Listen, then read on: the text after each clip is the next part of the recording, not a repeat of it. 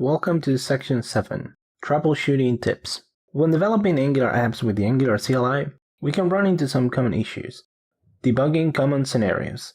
In this section, we're going to go over general debugging techniques, compilation issues, networking issues, and finally, dependency issues. Let's get started.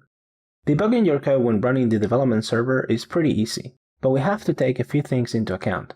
As we know, the local files are being watched for changes, triggering a compilation when they happen, and then being updated in the browser.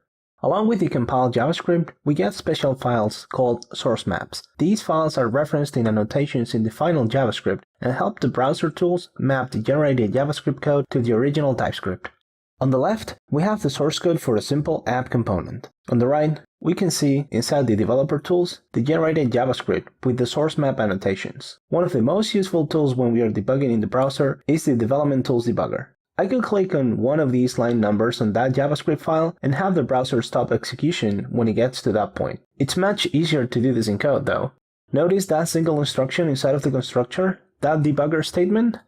This debugger statement will stop the execution for you without having to dig into the JavaScript code to find the precise execution time you want to examine your app at. When you're paused in debugger, you get to explore the local scopes on the panel on the right, as well as the call stack.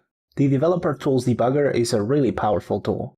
As you can see here, the debugger is showing me the source TypeScript code because it has access to the source map that it was generated. When the app loaded and the execution got to this point, the debugger automatically paused the execution to show me the state of the app. As you can see, the debugger is not showing me JavaScript anymore, but it's showing me the original TypeScript code because it has access to the source map. If you ever need to debug a production application, you should enable source map generation for that environment.